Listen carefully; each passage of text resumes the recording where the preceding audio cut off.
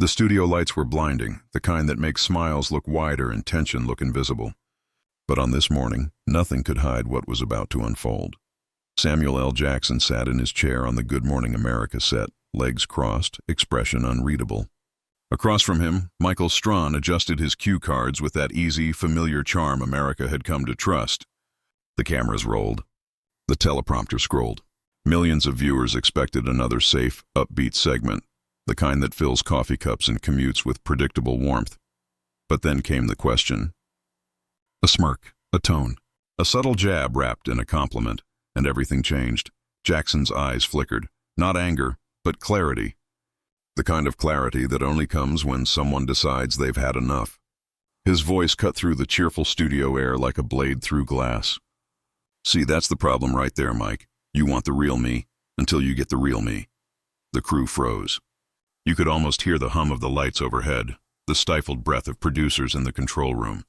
Strahan's smile faltered, just a flicker, as if the room itself had shifted, and then it did.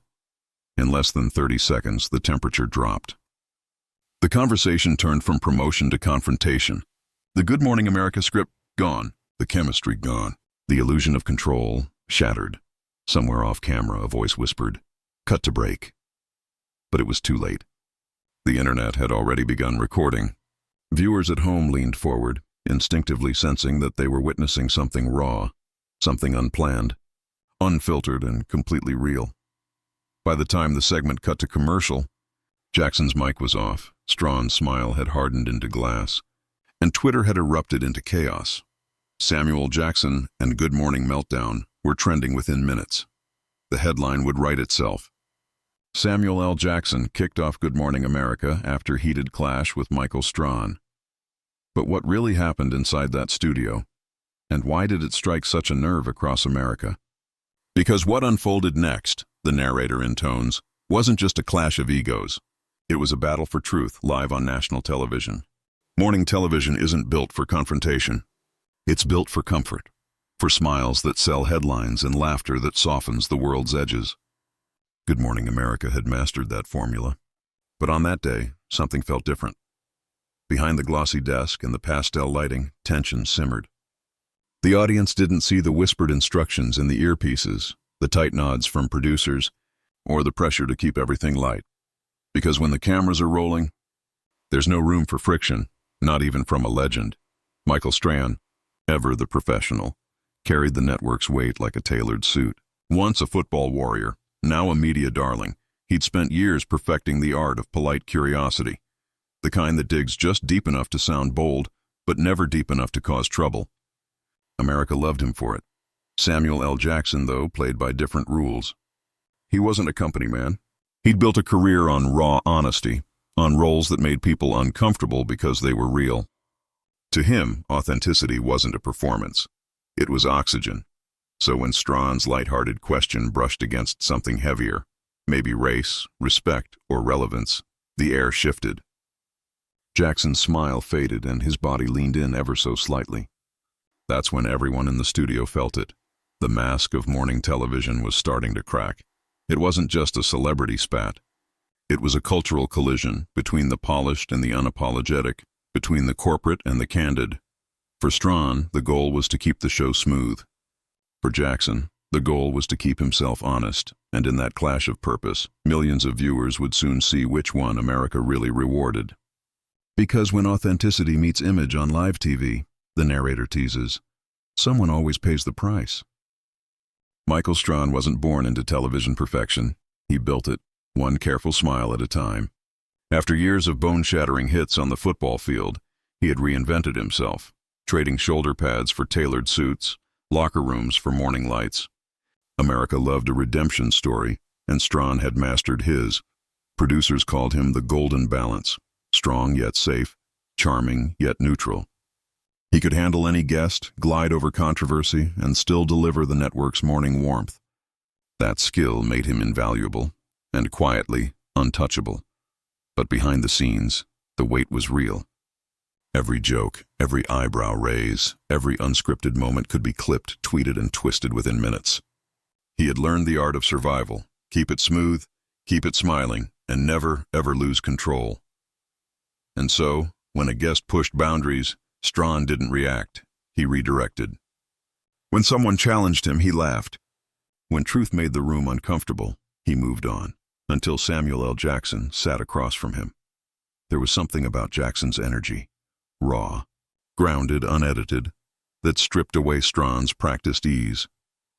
It wasn't disrespect. It was recognition.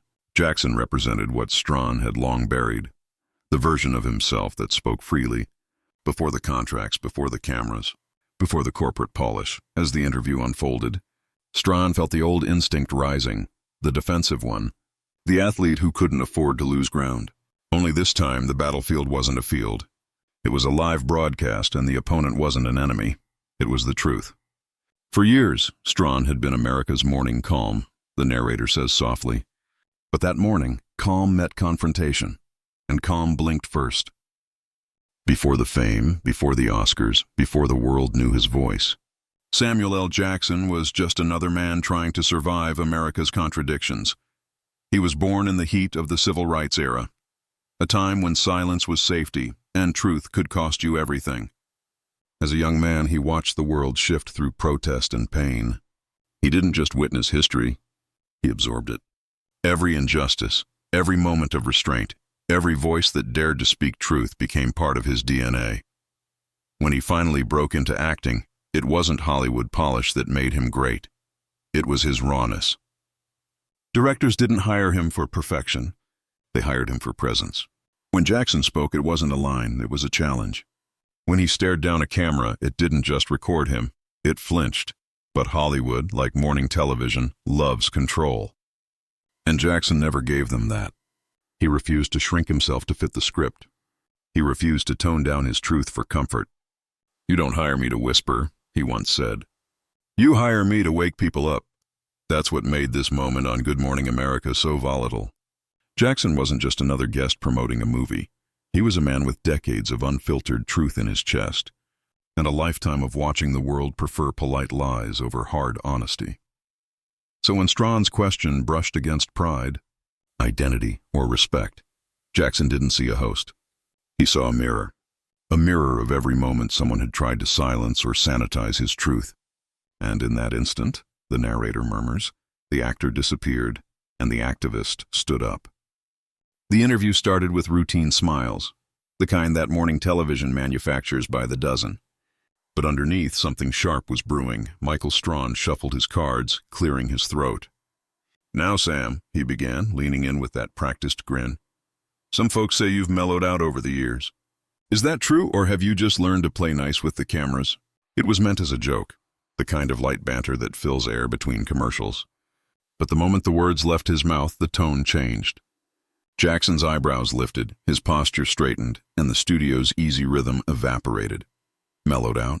Jackson echoed, the corners of his mouth tightening. "You mean stopped telling the truth?" The audience chuckled nervously, unsure if this was part of the show. Strahan forced a laugh, tried to pivot. No, I just mean you've been in the business long enough to—" Jackson cut in, voice calm but cutting. "Long enough to know when I'm being handled, yeah." The control room went silent. Producers hovered over switches, debating whether to intervene. Strahan's eyes flicked to the camera, then back to Jackson, realizing he was losing the rhythm. What followed wasn't yelling. It was precision, a clash of tone, presence, and authenticity. Strahan, trained to glide over discomfort, kept smiling. Jackson, unwilling to fake composure, leaned deeper into it. The tension grew so thick that even the studio lights seemed to hum louder. For a full 5 seconds, neither man spoke. It wasn't dead air. It was live defiance. Then Jackson broke the silence. "You want polite, Mike?" "You should have booked a puppet," the audience gasped. Someone backstage whispered, "We need to cut." But Strahan didn't move. He blinked once, jaw tight. And in that breath, the narrator intones.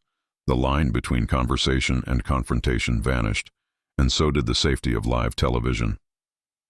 For a heartbeat, silence ruled the studio. You could hear the cameras whirring, the faint shuffle of cue cards. Michael Strahan tried to pull the tone back under control. "Hey, Sam, we're just having some fun here," he said, forcing that practiced warmth. But Samuel L. Jackson didn't flinch. His voice dropped low, calm, deliberate, dangerous in its honesty. That's the problem, man. You call it fun when we stop being real. You want the legend, not the man. You want my stories, not my stance. Strahan opened his mouth to reply, but Jackson kept going, his tone steady, measured like a sermon. You sit across from people every day, asking them to speak from the heart. Then when they do, you smile and move on, because the truth doesn't test well at 8 a.m. The audience was frozen. Even the cameras seemed unsure where to point. Jackson leaned forward, eyes locked. You're better than that, Mike. But this... He gestured to the spotless studio, the invisible pressure of brand and image. This isn't conversation. It's choreography. It wasn't rage. It was clarity. And that made it hit harder. Strahan tried to pivot, to smooth it over with charm, but the words weren't landing anymore. Jackson had already taken control of the room. A producer's voice crackled faintly through the earpiece. Go to break.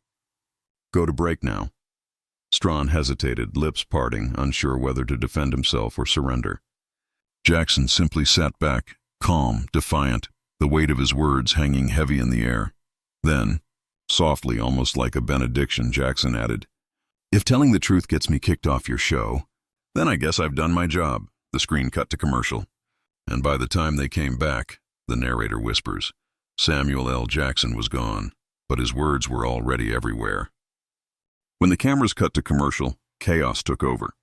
Producers huddled, phones buzzed, and PR reps began drafting clarifications before the segment even ended. By the time Good Morning America returned to air, the damage was irreversible. Samuel L. Jackson's chair was empty, and the internet was already on fire. Within minutes, clips surfaced online. Someone in the audience had captured the final exchange, Jackson's calm defiance, Strahan's forced composure, the abrupt fade to black. The clip spread like wildfire.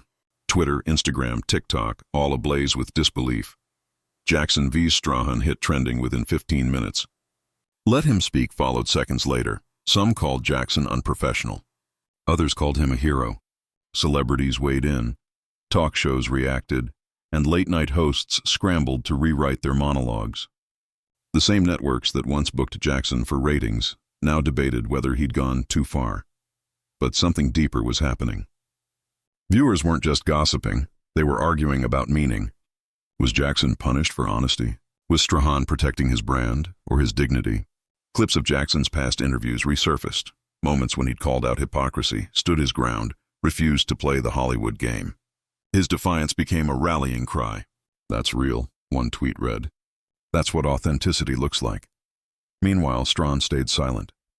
ABC issued a statement that sounded like it had been scrubbed by 10 lawyers. We appreciate Mr. Jackson's time and passion. Good Morning America values all perspectives. The public wasn't buying it. Memes flooded in.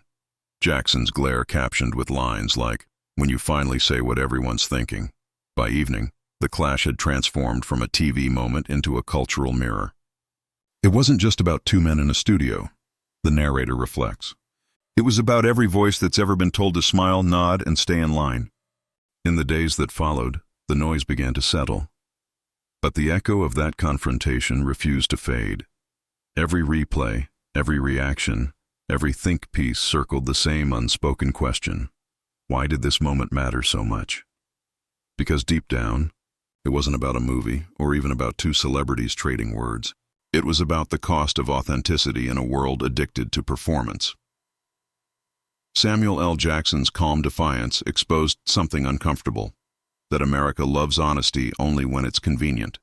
The same audiences who cheer for realness on screen often flinch when it shows up unscripted.